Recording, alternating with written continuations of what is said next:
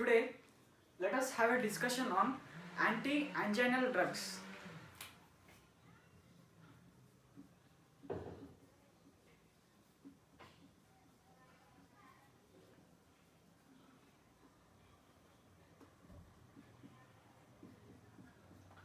Anti-anginal drugs. Before discussing about anti-anginal drugs, let us discuss about the definition of the term angina.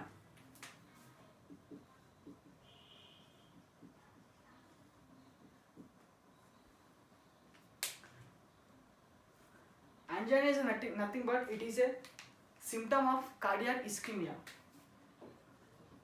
It is a symptom of cardiac ischemia. Angina is nothing but it is a symptom of cardiac ischemia which is associated with chest pain,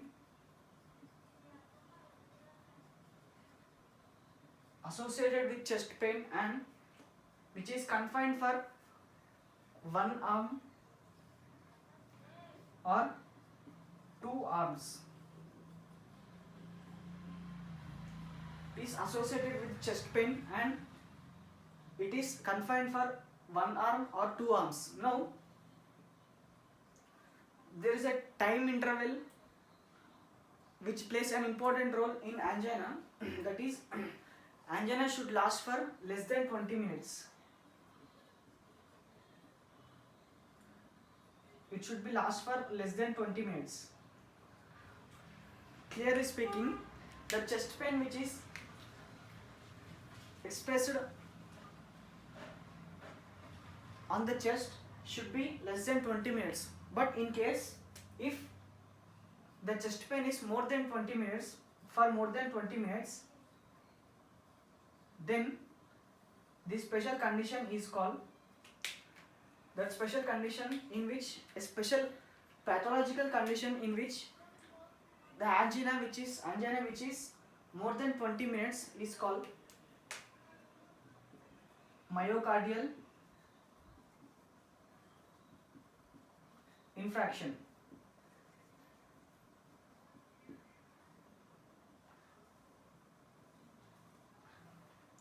If this angina lasts for more than 20 minutes, then it results in a condition called myocardial infarction. Now, this myocardial infarction is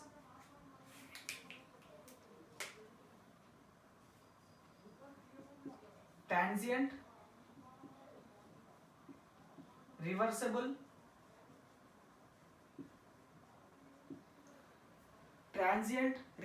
ischemia of heart.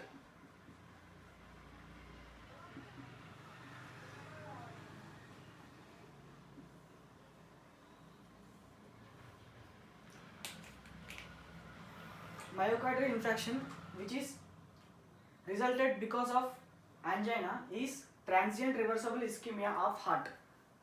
This is some introductions of angina, which is a symptom of cardiac ischemia which is associated with, characterized with chest pain which is confined for two arms or only one arm.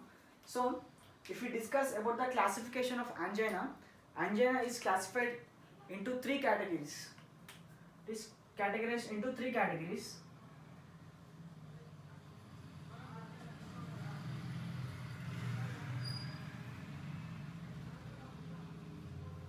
First type of category in this angina is called classical angina.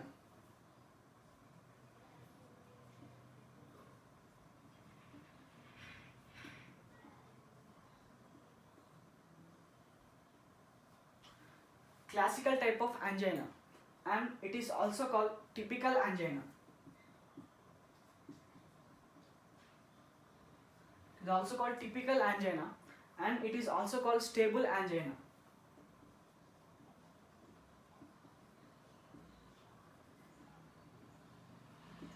It is called as typical angina and it is also called as stable angina. Now,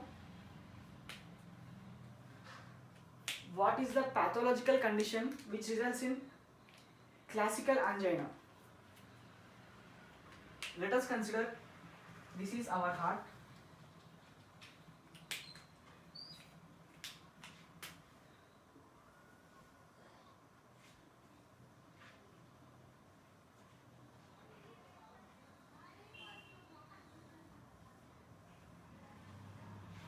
let us consider this is our heart now, and this is the myocardium.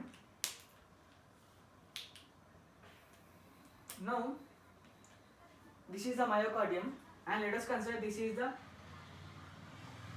coronary artery which is passing through the myocardium and supplies blood for this myocardium. Now let us consider this is the myocardium. Now inside this myocardium there will be formation of plaques. There will be formation of atherosclerotic plaques. Let us consider this is the atherosclerotic plaque. This blue color one is the atherosclerotic plaque, and because of the presence of atherosclerotic plaque, then this is the carotid artery. Because of this presence of atherosclerotic plaque, then the flow of the blood from this carotid artery will get decreased. Now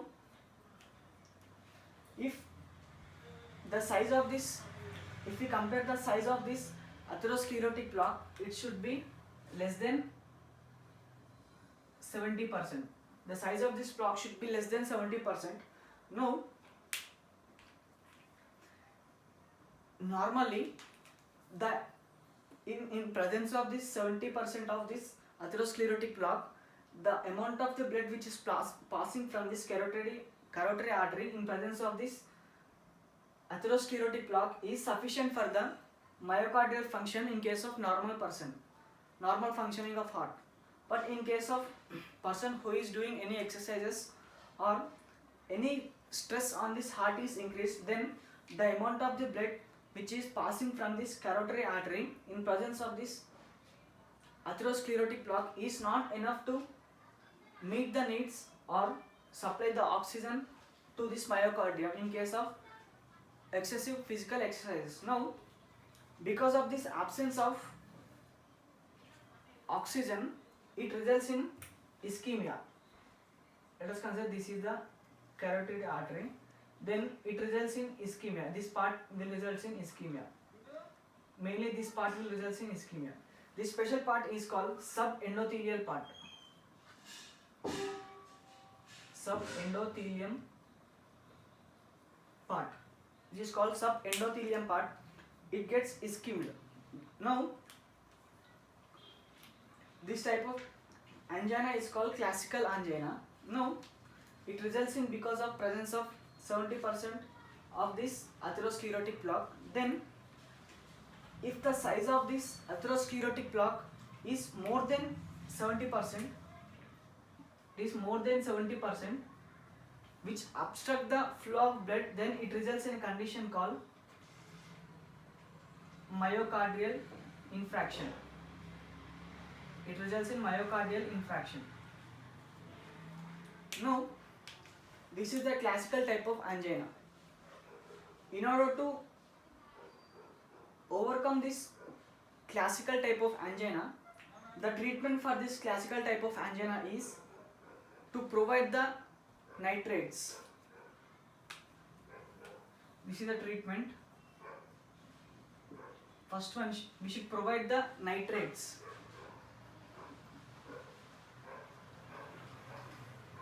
We should give nitrates to the patient who is suffering from classical angina. Now it may be given sublingual.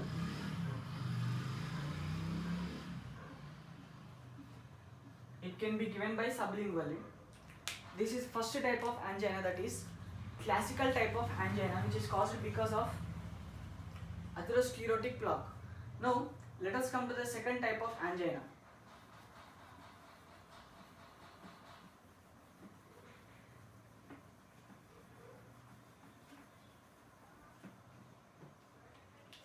This is the first type of angina, and let us come to the second type of angina, which is called Prinzmetal angina.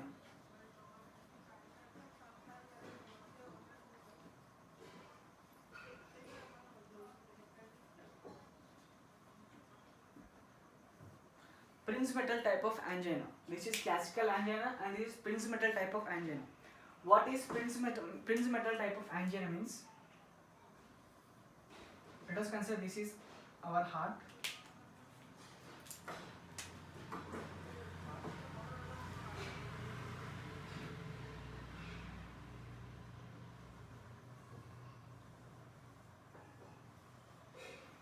Let us consider this is our heart and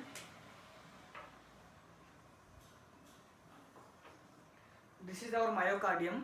Now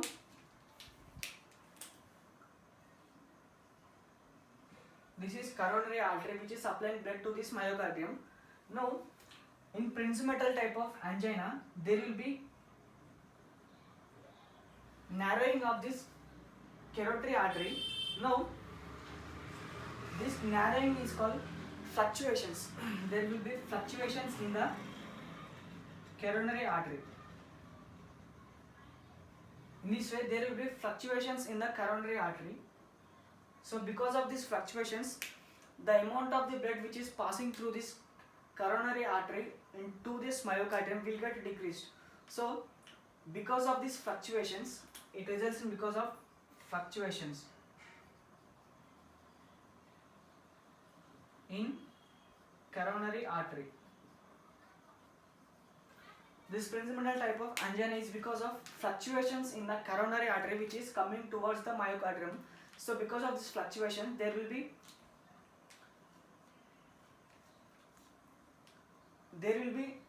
decrease of blood supply to this myocardium. So because of this decreased supply of myocardium there will be ischemia in this myocardium.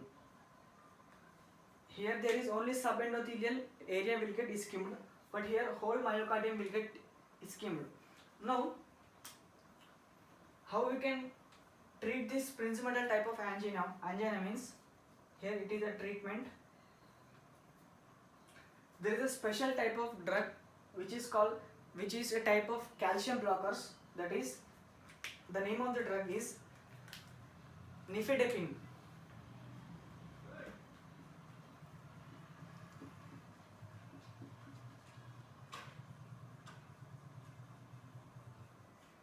Nifedipine is a type of drug which is calcium blocker. It is a type of calcium blocker. This nifedipine drug can be administered for the Prinzmetal type of angina, and this is the second type of angina. And we discuss about the third type of angina, that is unstable angina.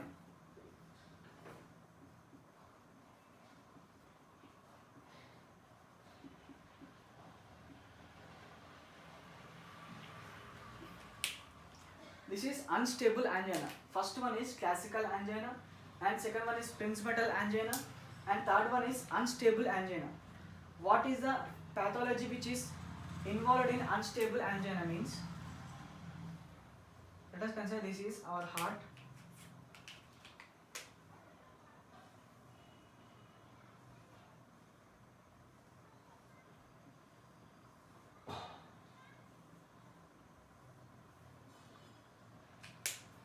Let us consider this is our heart and this is our myocardium.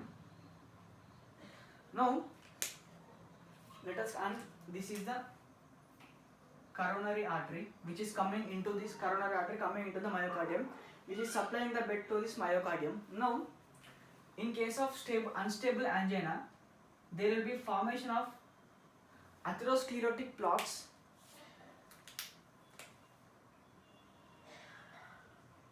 There will be formation of atherosclerotic plaques inside this coronary artery. Now let us consider this is the atherosclerotic plaque. Now this atherosclerotic plaque on surface it consists of platelets. These are the platelets, and which is surrounded by, on surface of platelets which is surrounded by fibrin network. If it is more than 90%, then it results in myocardial infarction. Now, this fibrin material along with platelets can get detached from the surface of atheroma. Because of detachment, it is called as unstable atheroma, sorry, unstable angina. Whereas in classical angina, it cannot be detached, it is sticked at that place. But in case of unstable angina, this atherosclerotic plaque or platelet adhesion will get detached from the surface and can move to the another place. It can move to the another place. In this way, there will be blockage in this area. Now, if we discuss about the treatment,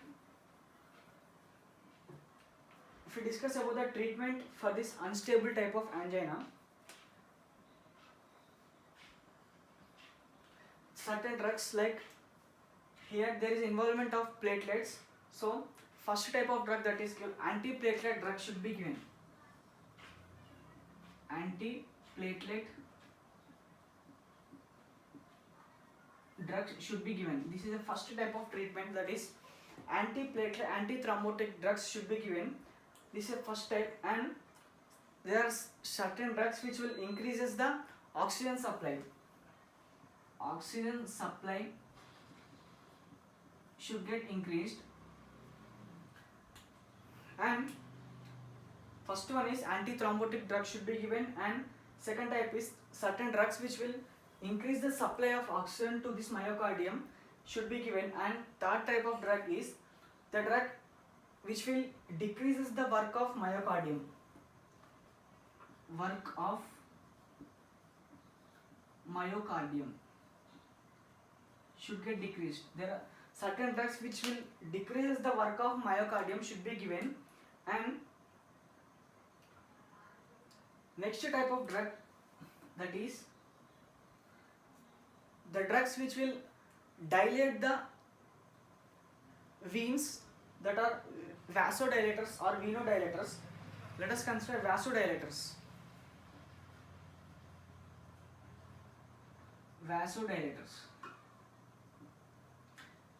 These four types of drugs can be administered for this unstable type of angina. That is, first one is antiplatelet drug or antithrombotic drugs can be given, and second one is the drug which will increases the supply of oxygen to this myocardium can be given, and drugs which will decreases the work of myocardium can be given, and the drugs which are involved in vasodilator or which can be acting as vasodilators can be given.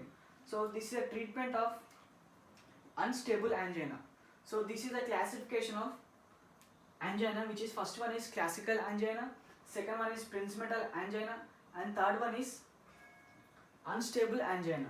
Now let us discuss about the work of heart with one example.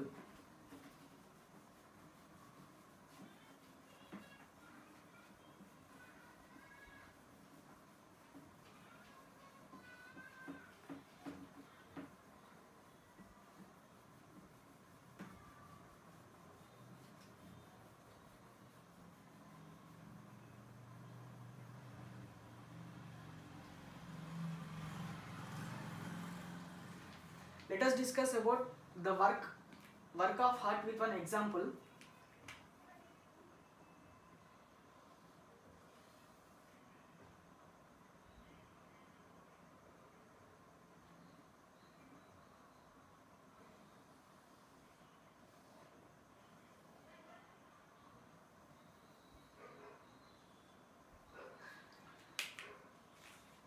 Let us think, this is our heart. Now our heart should work in this direction and should reach this area. Now there are two terminologies, like first one is preload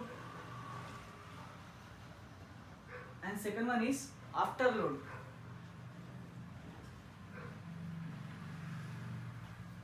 First one is preload and afterload. What is preload and afterload? Preload is, if we discuss about the preload is the end diastolic volume which is present in the ventricles just before the contraction of ventricles, and afterload is, it is a resistance against which heart should pump the blood from the ventricles. This is the difference between preload and afterload. Now let us consider this is our heart and should work in this area with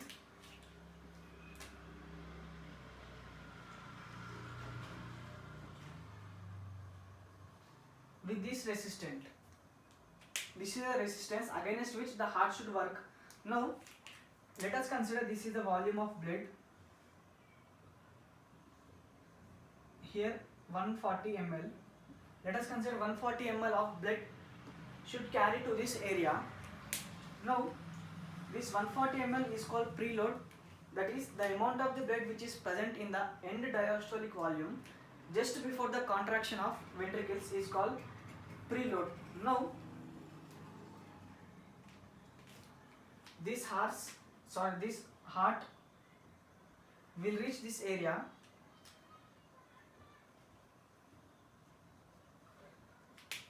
and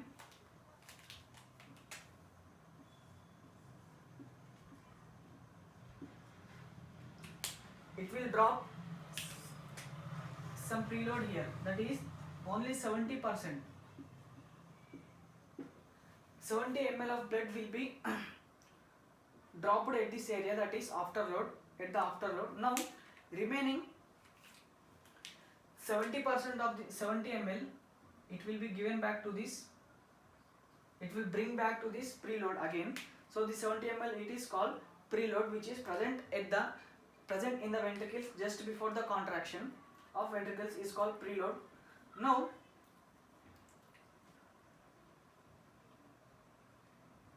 there are certain drugs which are used in case of anginas in order to decrease the work of heart. That is first type is nitrates.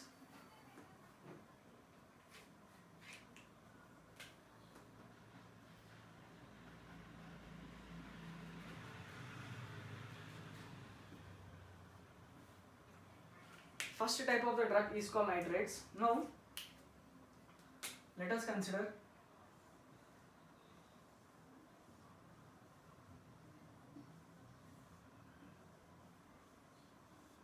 this is our heart.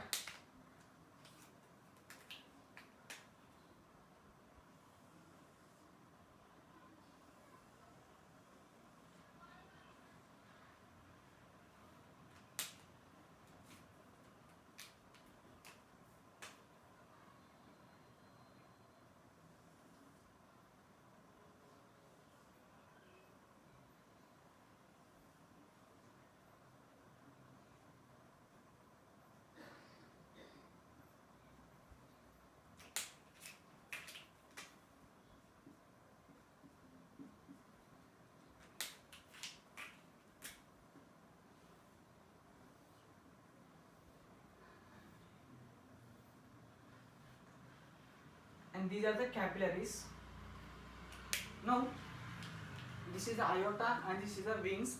These are the arterioles and these are the venules. Now there are smooth muscles present on arteries and veins.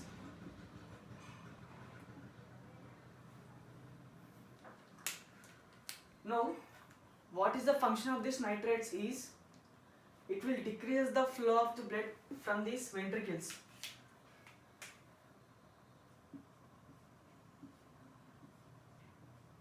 Whenever the blood from these ventricles will get decreased, so the amount of the blood which is coming to the heart through the venules will get decreased. So whenever the volume of the blood into these ventricles will get decreased, end diastolic volume will get decreased. So from this heart, the amount of the blood which is pumped from the ventricles will get decreased.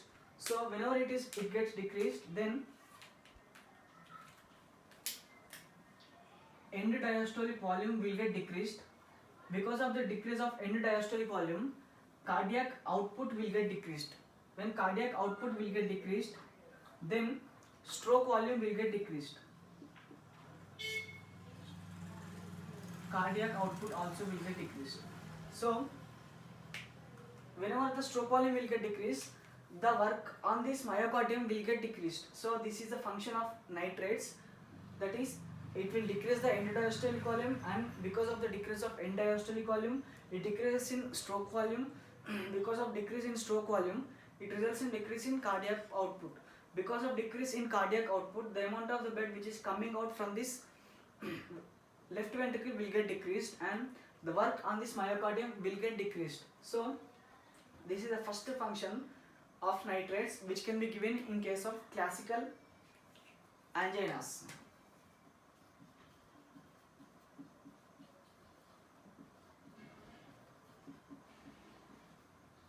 It can be given in case of classical anginas. Now this is the first type of treatment, and if we discuss another type of treatment, there are certain drugs like calcium blockers. Calcium blockers, it will act at the site of these arterioles. So the function of this calcium blockers is it will act at this calcium, it will act at the smooth muscles which are present on the arterioles, and this calcium will get inhibited. There are calcium channels. These calcium channels will get inhibited. So whenever the calcium channels are inhibited, this calcium cannot enter into these arterioles or smooth muscles, and there is no contraction of these arterioles. Rather there will be dilation in these arterioles. So because of this dilation, then the amount of the blood which is coming from these arterioles into the capillaries will get decreased. So if there is decrease in this flow of the blood into these ventricles will get decreased. If the flow of the blood from this arteries into the capillaries will get decreased, and from capillaries into the venules will get decreased, so then it results in end-diastolic volume and decreases the work of the heart. This is the function of calcium blockers. This is the first function of nitrates, and this is the second function of calcium channel blockers. This is a calcium channels blocker. That is second function. First function is through the nitrates, and second function is from the calcium blockers. That is, main motto is to decrease the effect of cardiac output. Now there are another type of beta blockers. Third one is beta blockers. Now this is a SA node, and here it is a AV node. Now on surface of SA node there are beta receptors. On surface of AV node there are beta receptors. Now these beta receptors are blocked by beta blockers. So whenever this SA node and AV node are blocked, then there will be no action potential from this SA node, and there will be no conduction of action potential from this AV node. So if there is no conduction and action potential from SA node and AV node, then there is no production of action potential, and ultimately there will be decrease of end-diastolic volume and decrease of cardiac output. So there will be decrease in work of myocardium. In this way they can be decrease the cardiac output and will decrease the work of myocardium, and these are certain treatment for this anginas. Now there are long-term management treatment for these anginas. There is long-term management treatment for these anginas. Now what are the long-term management?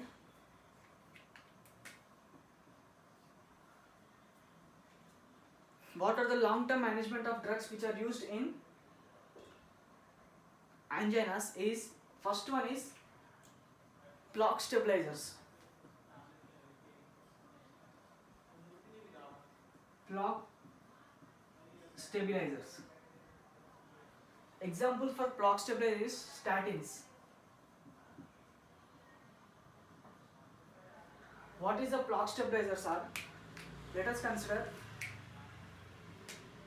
This is a piece of myocardium. Now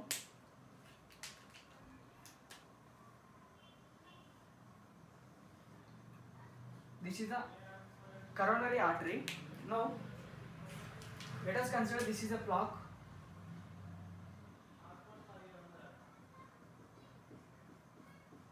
This is a plaque in this coronary artery. Now there are certain drugs like statins which will be acting upon this plaque, and it will stabilize this.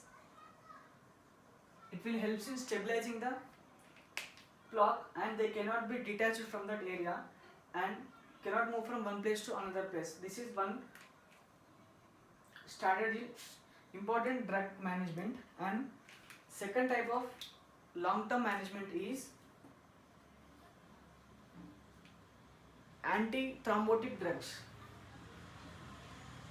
Anti-thrombotic drugs. Anti-thrombotic drugs are the drugs which are used in long-term management of this angina. Now, third type is modify the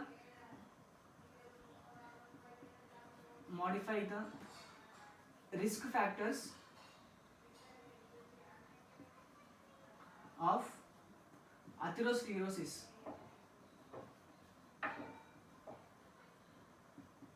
Modifying the risk factors of atherosclerosis. Now, these are the three important long-term management of anginas, that is plaque stabilizers, antithrombotic drugs, and modifying the risk factors of atherosclerosis. Now, what are the types of nitrates which are given in case of anginas? Different types of nitrates which are used in case of anginas.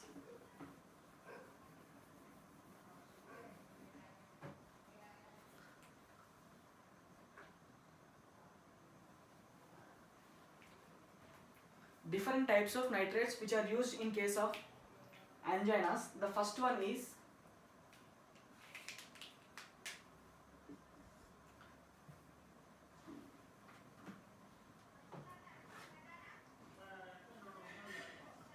the first type of nitrate which can be given is glycerol trinitrate. Glycerol trinitrate, which is shortly written as GTN. Now, this glycerol trinitrate is a type of nitrate which can be given by three methods.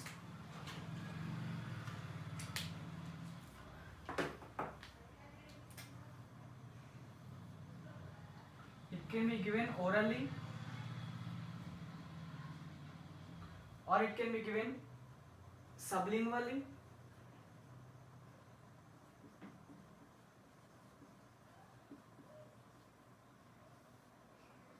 or it can be given by transdermally.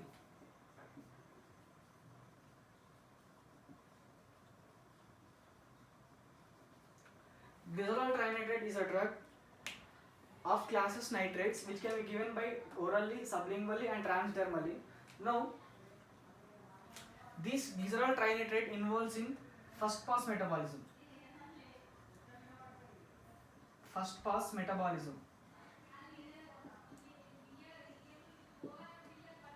It involves in first pass metabolism. Now, the action of the drug can be shown within 2 minutes, and it can be last for 30 minutes. It will be started in 2 minutes and it will be lasted in 30 minutes. Now, this is the first type of nitrates, and second type of nitrates is isosorbate dinitrate.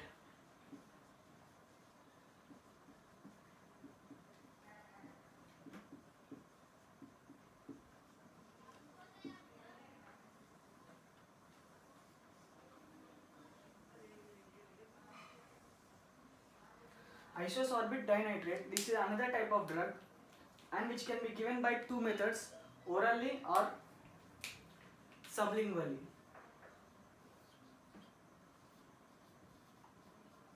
It can be given by orally or sublingually. If isosorbate dinitrate is given orally, then The action of this drug will be started within 30 minutes to, and it will be end up in 5 hours. Will end up in 5 hours. Now, if this isosorbate dinitrate is given sublingually, then the action will be shown within 5 minutes to 1 hour. This is isosorbate dinitrate. And another type of drug class of nitrates is isosorbate mononitrate.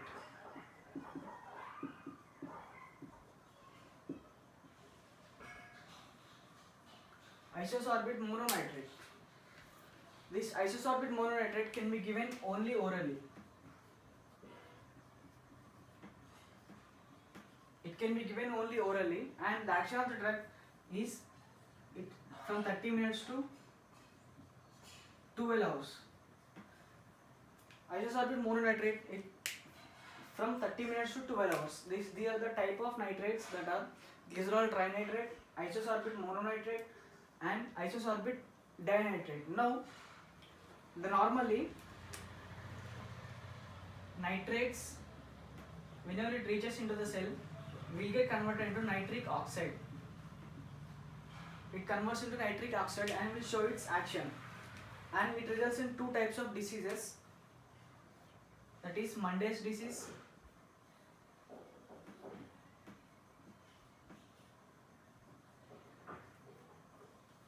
and nitrate tolerance. There are two types of effects which are shown by excessive usage of nitrates, that is Monday's disease and nitrate tolerance.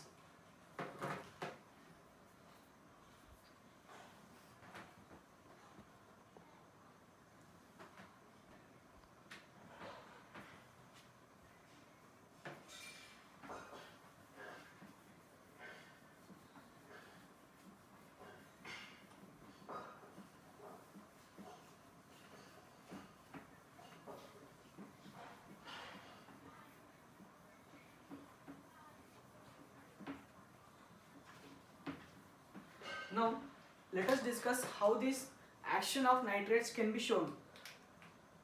How the nitrates will be acting on muscles.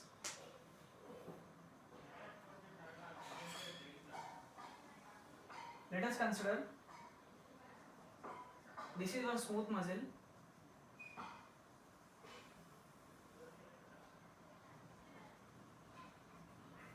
Let us consider this is one smooth muscle, and there will be neurotransmitter which will be coming to this calcium channels. Through this, the calcium will get entered in.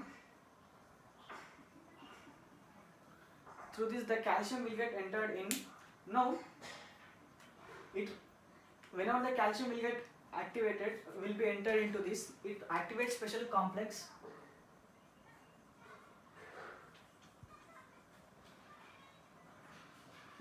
calcium calmodulin complex. This is called calcium calmodulin complex, which will get activated because of the presence of calcium. Now, whenever the calcium calmodulin complex will get activated, then there will be activation of special type of enzyme that is called myosin light chain kinase. Myosin light chain kinase.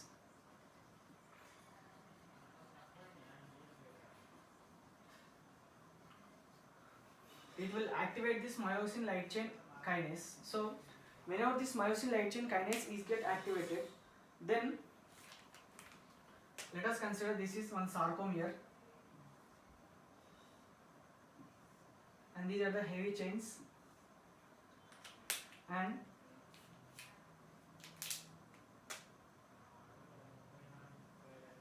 this is a light chain,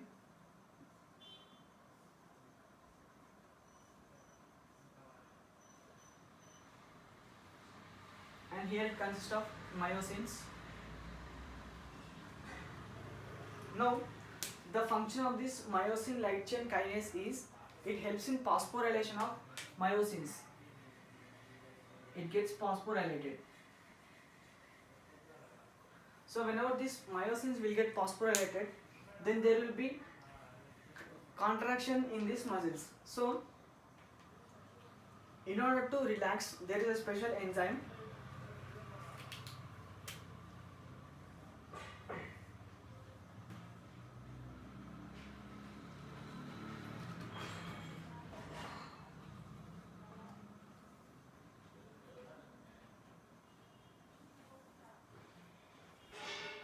there is a special type of enzyme which involves in dephosphorylation of these myosins. What is the function name of this enzyme is myosin light chain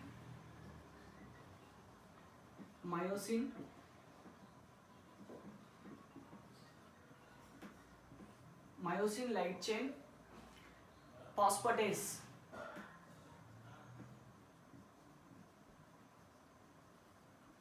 Myosin light chain phosphatase, which involves in dephosphorylation of phosphorylated myosins. So whenever it gets dephosphorylated, then it results in relaxation of muscles. Now, what is the how it can be how the nitrates will get affecting these areas in this area? Now, let us consider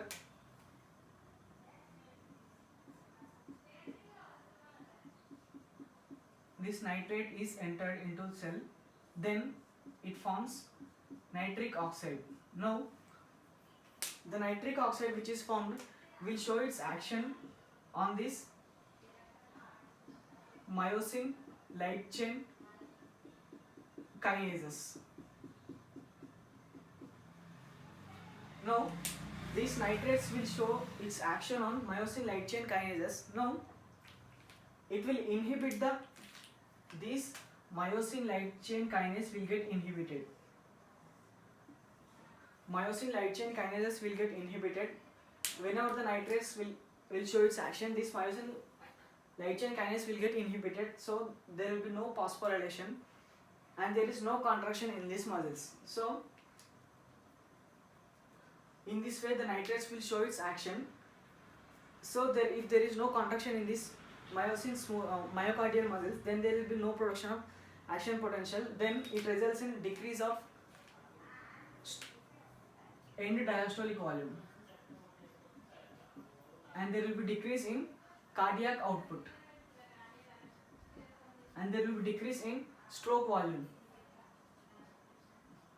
In this way the nitrates will show its action by blocking the myosin light chain kinases enzyme. Now let us discuss some side effects of these nitrates. The first side effects of light chain is there will be headache.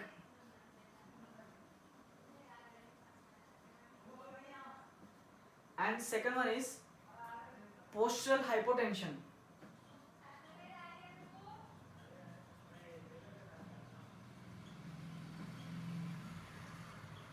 Postural hypotension. What is postural hypotension means? Postural hypotension. Let us consider this is our heart.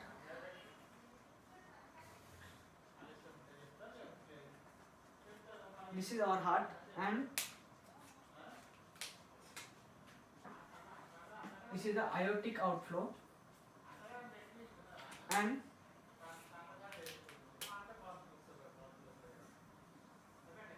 this is a venous supply to the heart. Now, and in between there are venules, arterial capillaries. Here these are the capillaries. Now, if there is decrease in the cardiac outflow, if there is decrease in stroke volume, then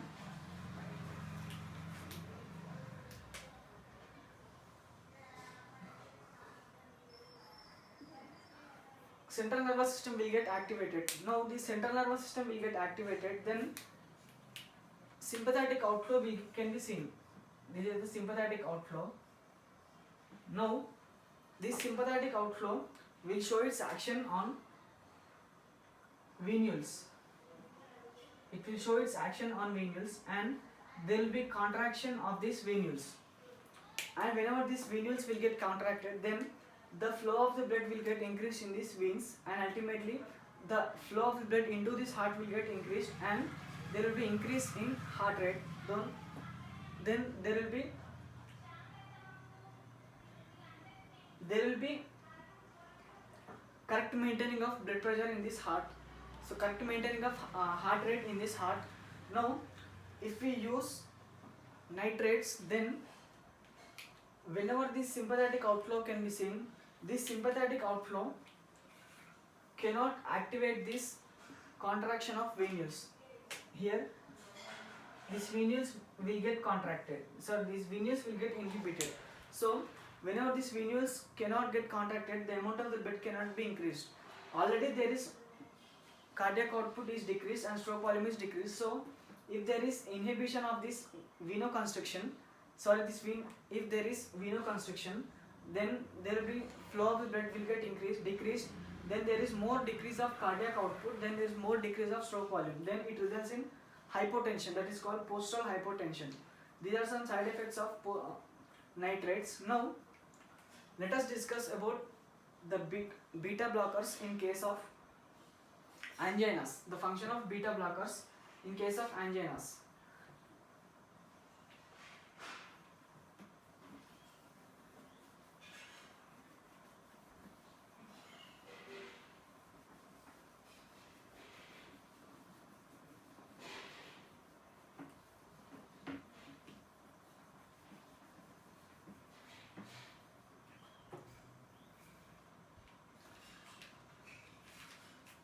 Beta blockers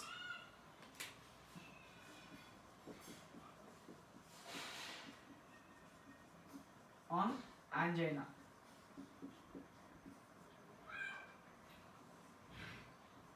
Beta blockers on angina.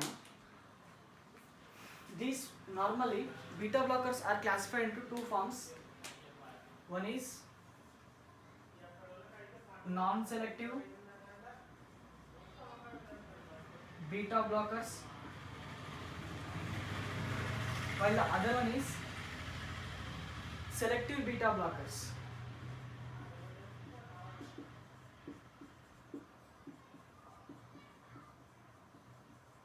One is non-selective beta blockers and other one is selective beta blockers. Now, what does this non-selective beta blockers includes? It includes beta 1 type of receptor and beta 2 types of receptors, whereas selective beta blockers involves only beta 1 type of receptors. Now,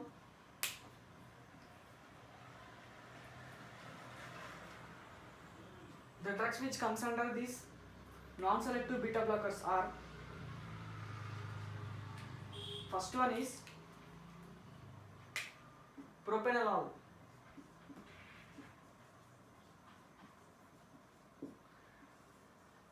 Propranolol is a non-selective beta blocker, whereas selective beta blockers includes atenolol.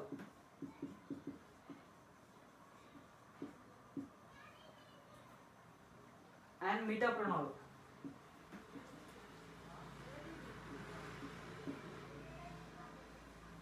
These are the two drugs which can be studied under selective beta blockers, whereas propranolol can be studied under non-selective drugs.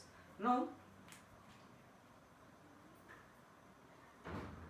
if we discuss about the relation between the beta blockers and nitrates, let us consider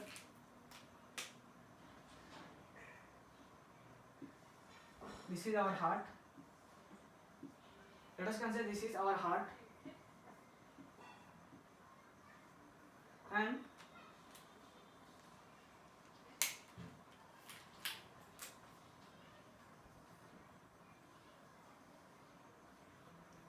this is arterial system,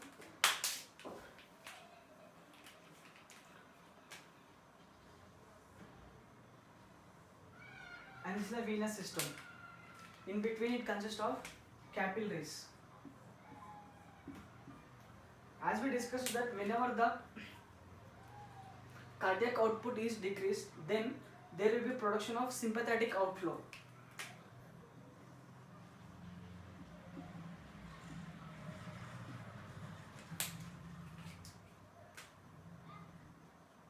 sympathetic outflow. Then it will show its action on veins. Now if we use the nitrates, then these venules will get venoconstriction will get decreased or it gets inhibited. So whenever it get inhibited, then there will be vasodilation. Now whenever it gets vasodilated, then these are the sympathetic outflow. Then there is a chance for this sympathetic outflow. They can show its action on heart. It can activate the heart, and whenever it is activating the heart, then it may result in tachycardia.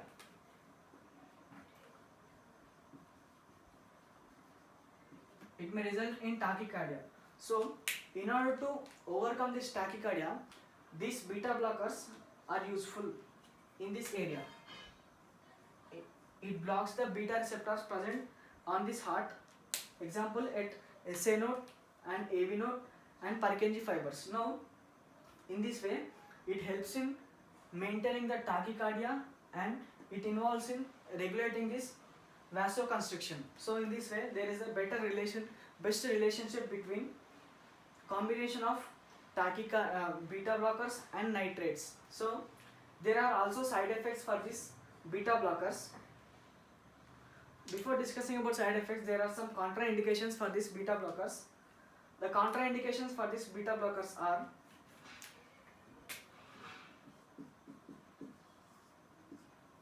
the person who is suffering from heart failure,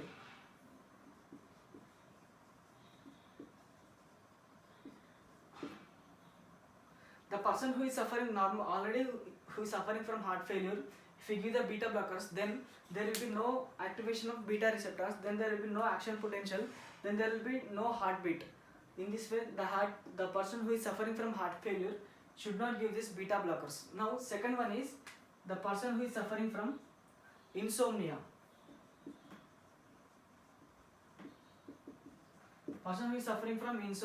And third contraindication is person who is suffering from depression.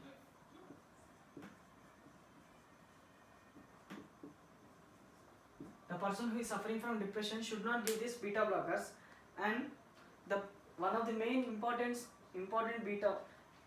contraindication for these beta blockers is mainly in men there will be impotence.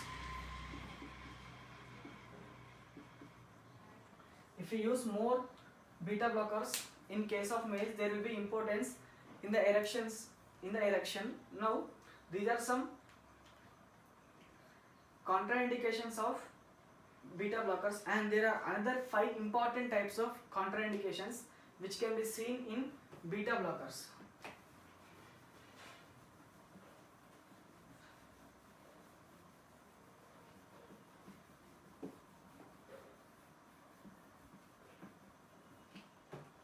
There are 5 contraindications.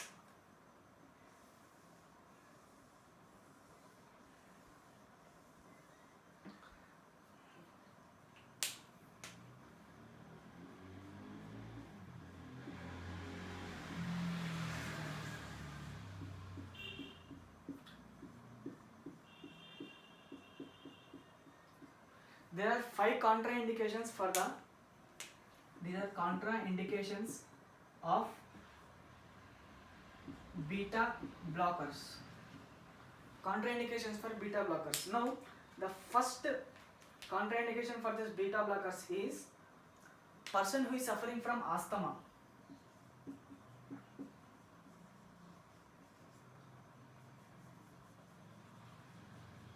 Or COPDs.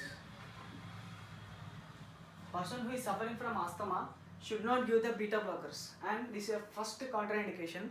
And second contraindication is the person who is suffering from diabetes mellitus.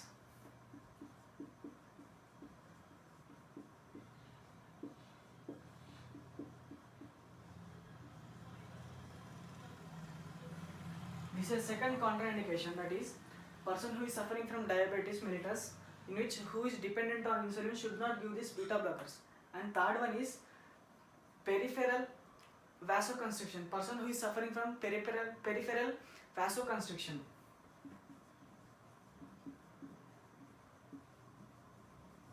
vasospasm.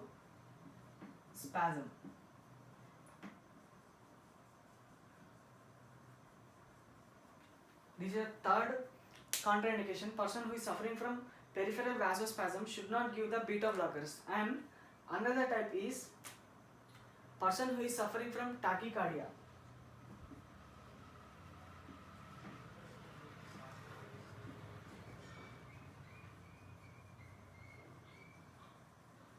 Person who is suffering from tachycardia should not give the beta blockers. And last important contraindication for the beta blockers is person who is suffering from depression.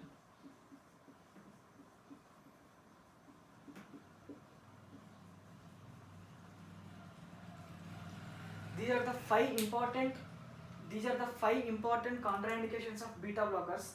Person who is suffering from chronic obstructive pulmonary disorders like asthma should not give these beta blockers, and person who is suffering from insulin dependent diabetes should not give these beta blockers, and person who is suffering from peripheral vasospasm should not give these beta blockers, and person who is suffering from tachycardia should not give these beta blockers, and person who is suffering from depression should not give these beta blockers. Because let us discuss first one, that is asthma. Let us consider these are our lungs,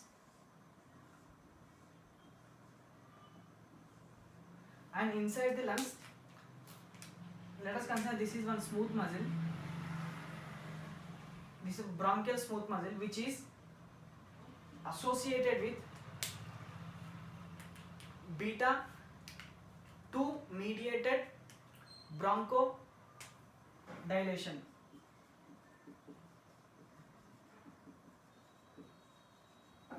Which is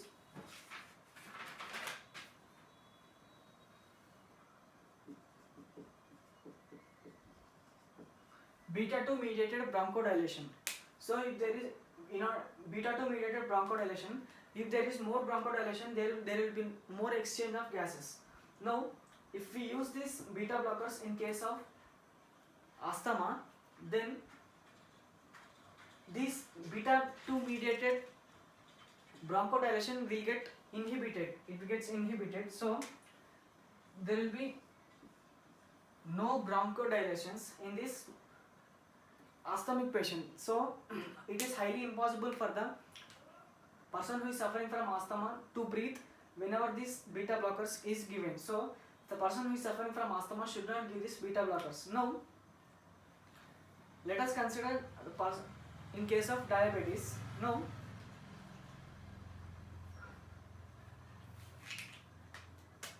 let us consider this is our circulation. Inside the circulation there is low amount of glucose. Glucose is decreased, so it is adrenal medulla.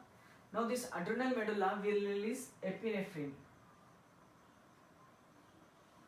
It releases the epinephrine. Now this epinephrine will reach the liver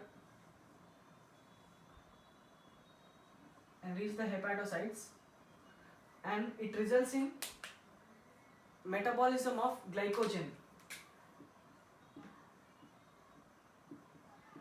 will convert into glucose. Now the glucose which is formed will get entered into this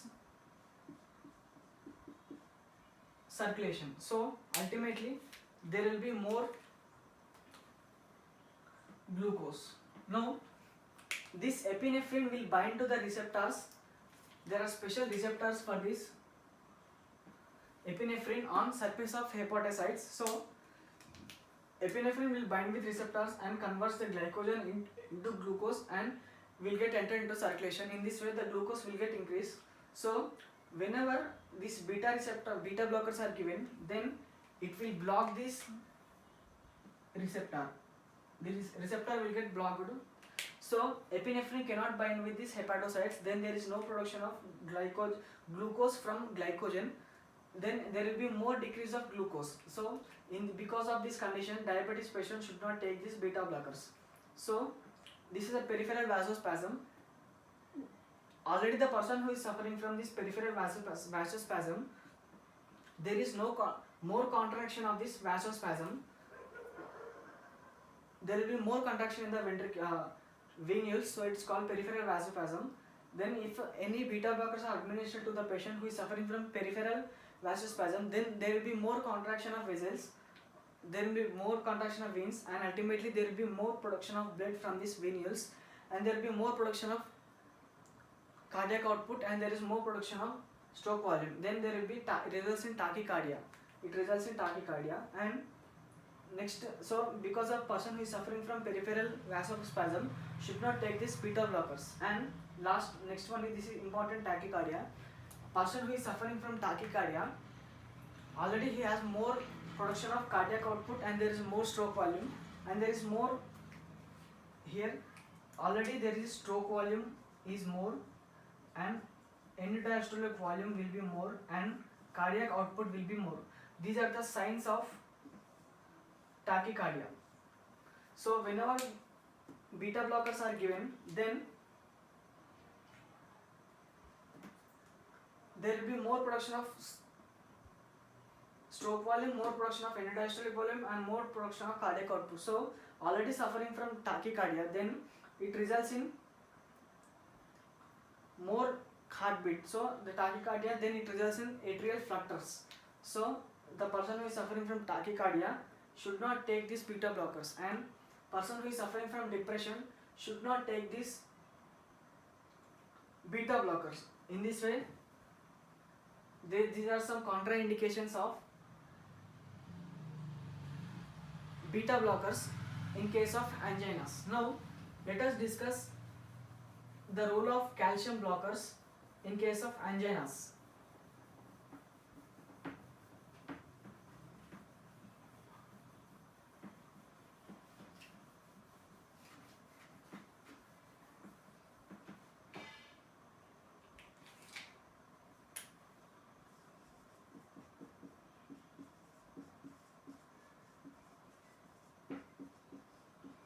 In anginas,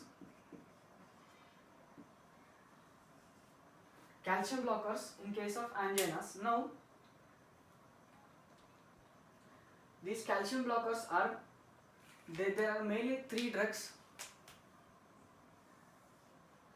First one is nifedipine.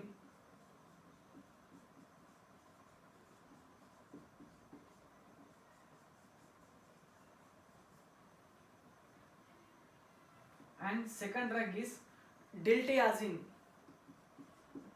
diltiazem, diltiazem.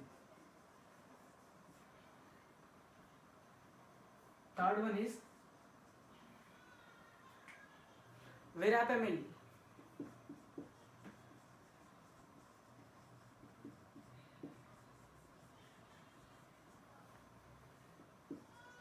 Nifedipine, diltiazem, and verapamil. These are the drugs which are calcium blockers, which are used in anginas. Now let us discuss how these are working.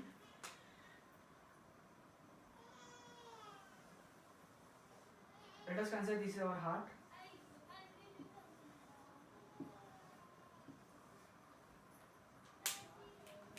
and this is atrial outflow, aortic outflow,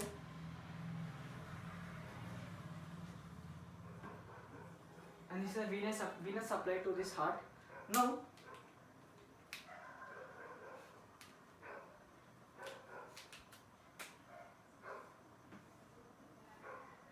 these are the arterioles, these are the capillaries, and these are the venules. Now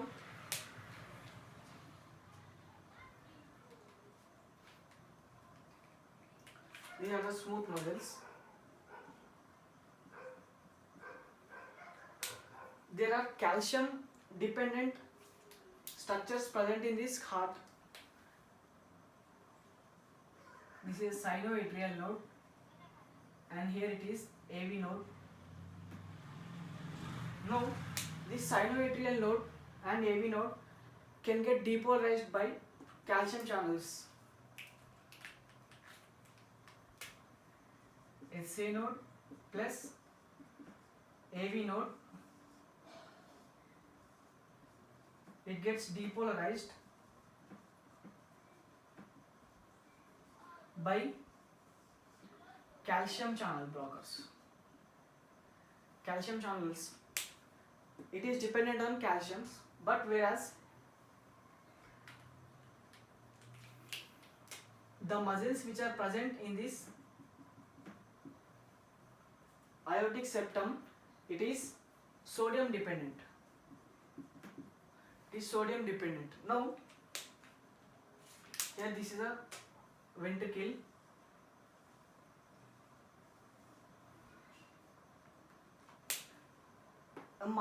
The myocardium, muscles which is present in myocardium, this is myocardial muscle, it will get contracted with the help of sodium, it will get contracted with the help of calcium, but it can be depolarized by sodium and it can be contracted by using calcium. So these are some differences of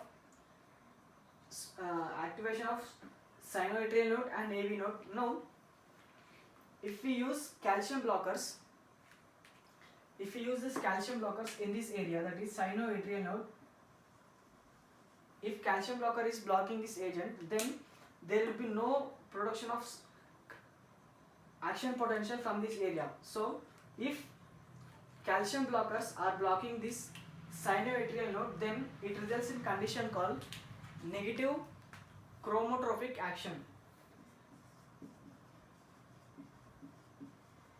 Negative chronotropic action.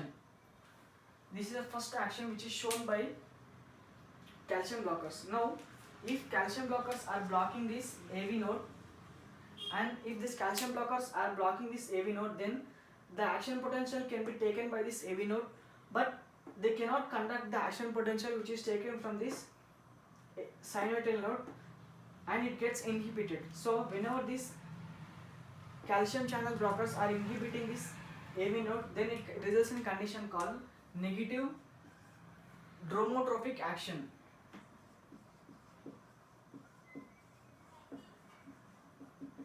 It is negative dromotrophic action. Now, whenever the calcium channel blockers are blocking the myocardium contraction, and it results in decrease in contraction of myocardium. There will be decrease in contraction of myocardium. Now that condition is called negative contractility.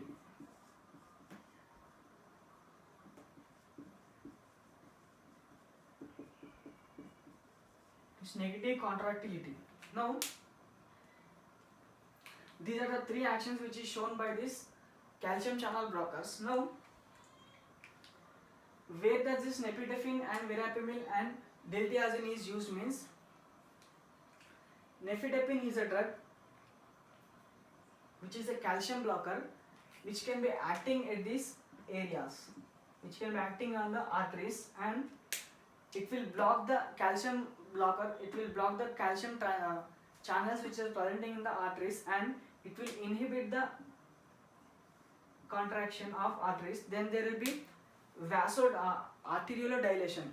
If there is arteriolar dilation, then the flow of blood passing through these arteries will get decreased. Then it results in cardiac output will get decreased, and flow of blood from this will get decreased, and flow of blood into the heart will get decreased, and then there is decrease of stroke volume, then there is decrease in cardiac output.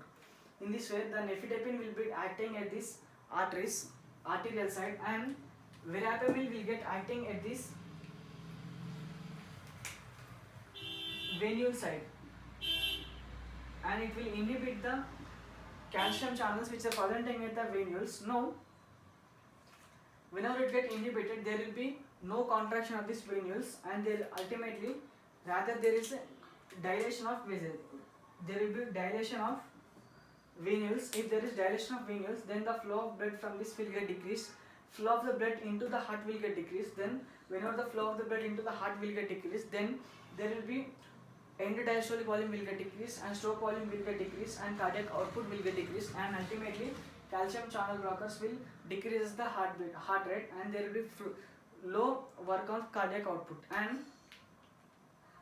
now whenever These calcium channel blockers are using, this is an important point to remember, whenever the calcium channel blockers are using, and if these calcium channel blockers are used in case of angina, then it decreases the heart rate. In order to decreasing the heart rate, it will decreases the velocity of action potential which is generated by sinoatrial node, and it will delay the action of this AV node. That is, velocity will get decreases. That condition is called negative clinotrophy.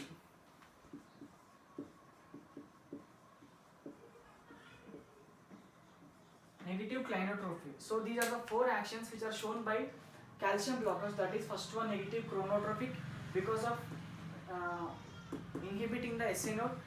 Negative dromotrophic because of inhibition of AV node. Negative contractility because of node contraction of myocardial muscles, and clinotrophy is because of decrease in velocity. And nifedipine can be acting at, it will inhibit the calcium channels at arteries, whereas verapamil will act on or will inhibit the calcium channels and venules, and whereas deltiazine can act on both arteries and venules. This is the difference between nifedipine, deltiazine and verapamil. So these are the drugs which are involved in angina. So this is the explanation of anti-anginal drugs.